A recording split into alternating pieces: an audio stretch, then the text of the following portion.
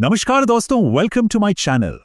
Screen पर ये जो नंबर आपको दिख रहा है ना 93.34, ये कोई मामूली आंकड़ा नहीं है। ये बता रहा है कि एक अमेरिकी डॉलर के बदले भारतीय रुपया अब तक के सबसे निचले लेवल पर आ गया है। और देखिए, ये एक ऐसी खबर है जिसका असर हम सब पर पड़ता है, सीधा, चाहे हम स्टॉक मार्केट में हों या ना हों। तो सवाल यह है कि आखिर हमारा रुपया इतने जबरदस्त प्रेशर में आ क्यों गया। चलिए इस पूरी कहानी को थोड़ा और गहराई से समझते हैं। जरा देखिए कि कुछ ही हफ्तों के अंदर रुपया कितनी तेजी से नीचे गिरा है। फरवरी के आखिर में ये 91.02 पर था और देखते ही देखते 20 मार्च तक 93.34 पर पहुंच गया। अब इसके पीछे एक बहुत बड़ी वजह है, पश्चिमी एशिया में बढ़ता तनाव और कच्चे तेल की आसमान छूती कीमतें। जैसे ही कच्चा तेल $100 के पार जाने लगा, इंडियन मार्केट्स पर उसका सीधा असर दिखना शुरू हो गया। और देखिए, प्रॉब्लम की असली जड़ यहीं पर है। हम अपनी जरूरत का 85% से भी ज्यादा कच्चा तेल बाहर से मंगाते हैं। तो सिंपल सी बात है, जब भी दुनिया में तेल महंगा होता है, हमारा इंपोर्ट का बिल बढ़ जाता है और इसका सीधा सीधा दबाव हमारे रुपए पर पड़ता है। और मुसीबत सिर्फ तेल के कीमतों से नहीं आ रही। एक और बहुत बड़ा फैक्टर है विदेशी निवेशक। वो भी इंडियन मार्केट से अपना पैसा तेजी से निकाल रहे हैं। जैसा कि आप इन आंकड़ों में देख सकते हैं, सिर्फ कुछ ही दिनों में हजारों करोड़ रुपए देश से बाहर चले गए। इससे रुपए पर जो दबाव था वो और भी ज्यादा बढ़ गया।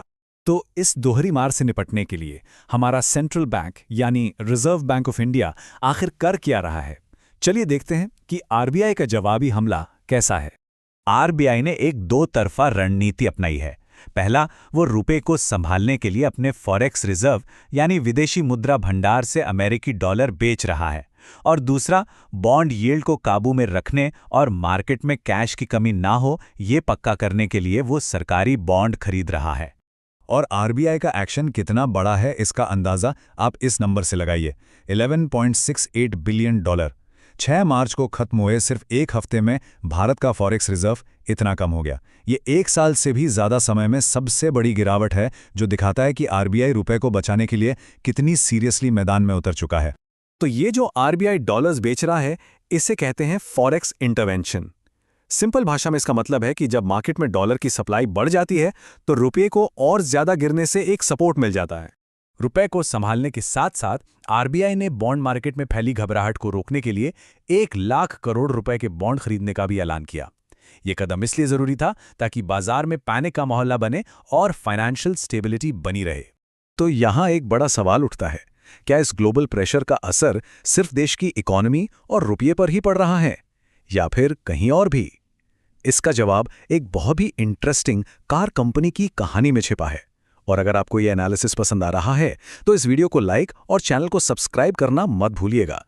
चलिए अब देखते हैं कि मारुति जैसी एक बड़ी कंपनी इन्हीं ग्लोबल दबावों का सामना करने के लिए एक बिल्कुल अलग, एक इनोवेटिव तरीका कैसे अपना रही है।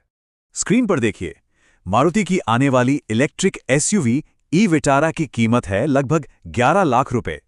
वहीं उसकी सीधी कंपैरेटर हुंडई क्रेटा इलेक्ट्रिक की कीमत है करीब 18 लाख रुपए।